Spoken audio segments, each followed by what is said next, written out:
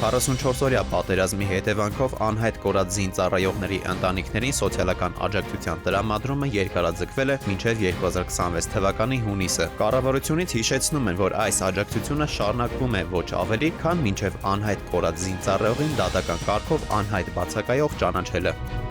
Շարքային կազմի պարտադիր զինվորական ծառայության 2026 թվականի ամառային զորակոչ հայտարարելու եւ զորացրում կատարելու մասին որոշման նախագիծը հանրային քննարկման է ներկայացվել։ Նախագծով նախատեսվում է զորակոչի շրջանակում զինված ուժերի համալրման ժամկետը սահմանել 2026 թվականի հունիսի 22-ից մինչև օգոստոսի 15-ը, իսկ պարտադիր զինվորական ծառայություն անցած զինծառայողների զորացրումը իրականացնել 2026 թվականի հունիսի 24-ից մինչև օգոստոսի 15-ը ներառյալ։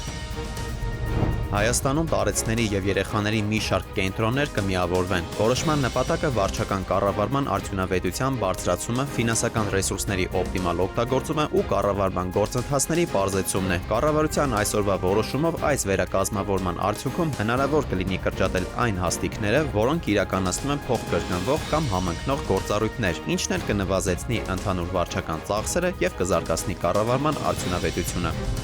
Վանաձորի համայնքապետարանի պաշտոնատար անձինք են ձերբակալվել։ Հայաստանի Հանրապետության հակակոռուպցիոն կոմիտեից լրատվամիջոցներին հայտնել են, որ կաշառք ստանալու, տալու, խմբով պաշտոնեական լիազորությունները չարաշահելու եւ խարդախության դեպքերի առթիվ կոմիտեում նախաձեռնված վարույթի շրջանակում ձերբակալվել է 10 անձ, որոնցից 7-ը Վանաձորի համայնքապետարանի նախկին եւ գործող պաշտոնատար անձինք են։ Իսկ մայրաքաղաքի շուրջ 20 հասցեներում վաղ առավոտից խուզարկություններ են եղել։ Քննչական կոմիտեից փոխանցում են, որ քննչական եւ վարութային անհրաժեշտ գործողություններ են իրականացվում քրեական վարույթների շրջանակում։ Ներքին գործերի նախարարությունից էլ տեղեկացնում են, որ հայտնաբերվել է թմրանյութերի արտադրամաս, զենք զինամթերք եւ կան ձերբակալվածներ։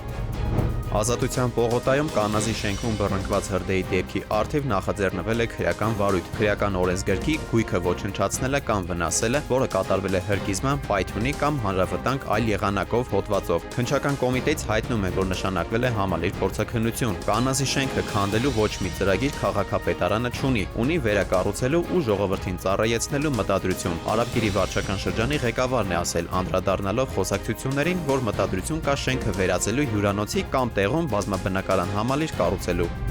Համո Բեկնազարյանի անվան Հայֆիլմ կինոստուդիա Փակ բաժնետիրական ընկերության պետական սեփականություն հանդիսացող բաժնետոմսերի կառավարման լիազորությունները կվերապահվեն ԿԳՄՍ նախարարությանը։ Գործադիրի որոշումով նախատեսում են կյանքի կոչել Հայֆիլմի վերագործարկման ծրագիրը որպես ռազմավարության եւ քաղաքականության իրականացման հիմնական գործիք, միտված կենտրոնացված կինոարդյունաբերական քաղաքի ձևավորմանը։